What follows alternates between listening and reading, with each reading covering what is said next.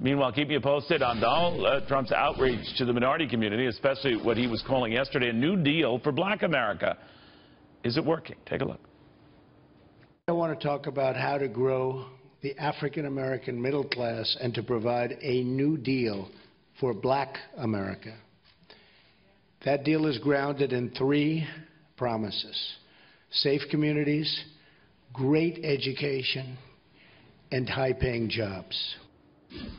Carnegie Mellon University Director Kiron Skinner joining us right now. We've also got progressive radio host Garland Nixon. Welcome to you both. Kiron, let me begin with you. Rarely do Republicans outside of the rap go something like this, token gestures to the minority community. Do they do something like this to the degree that Donald Trump has or is trying to do? Is it working? Do you think it's working? Is it moving the needle at all?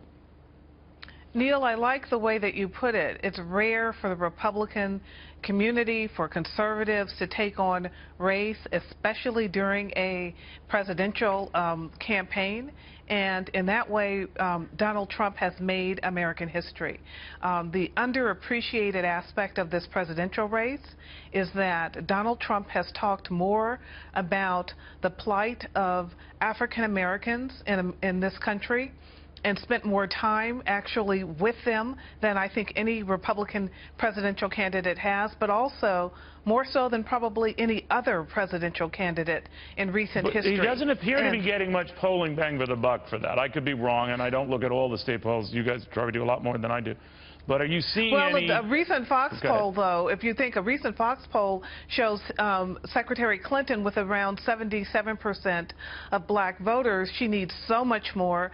Barack Obama was in the 90s, and I think part of her much lower numbers and the fact that the surrogates, President Obama and First Lady Michelle Obama, are out there for her is that they've got to bolster up the Black vote for her because Donald Trump is actually eaten into that demographic. Well, it depends on how you look at it. I mean, we're showing his support at around 5% nationally. That could be wrong. That would be about what Romney got.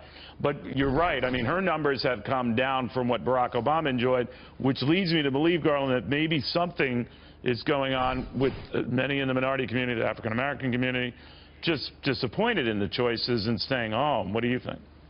Well, you know, I do have a radio show, and I connect with a lot of people in the community. So here's what I see. The largest segment that is not enamored in the Black community, that's not too crazy about Hillary Clinton, are Black millennials. Just, of course, that goes across the spectrum. But when you talk to the Black millennials about the issues with Hillary Clinton, the first thing that comes up is the crime bill, because they're very concerned about over-policing and police misconduct. That's why when Donald Trump starts off saying things regarding jobs and economic security, he moves in the right direction. But as soon as he goes to, oh, by the way, I'm going to put more police in your community, the door is slammed on any possibility of the Black millennials. But I would imagine it's not monolithic. Is it, Garland, that there are a lot of Blacks who would look at this because of the polls that are off the chart in support of our police? I'm sure they're not all white people who are saying that, right? See, you got to understand that in the Black community, what is viewed, it's generally viewed like this. The economic despair, the economic problems create the social and the crime problems. If people have jobs, you know, I was a police officer for many years, and let me tell you, you don't arrest a whole lot of people who have college degrees and are making $100,000 a year. If you go to prison and you look, there are a lot of poor people, there are a lot of uneducated people there.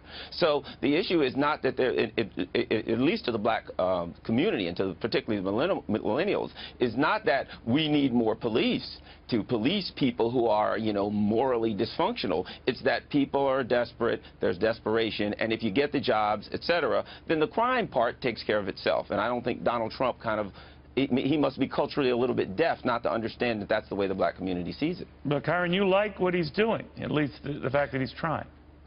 I don't see it, you're right, I do. Okay. I don't see it quite the way that your other guest does. I think he's talked more about, when he mentioned just yesterday, bringing microloans into urban communities that have been free enterprise deserts for decades. I think the economic argument is his most powerful argument, and job creation is race neutral, and he's been talking about that more than any Republican candidate did earlier. I do think the police policing side, it's problematic for him. But I think that given the fact that we've got more than 26% of black Americans living below the poverty level, his economic message, if he's allowed to get it through the media and spend more time on it, will not necessarily bring more black voters to him in this race, but it's changing the conversation about the Republican Party and race relations in America. Yeah. And that's been a big impact of his campaign. What the hell have you got to lose? That was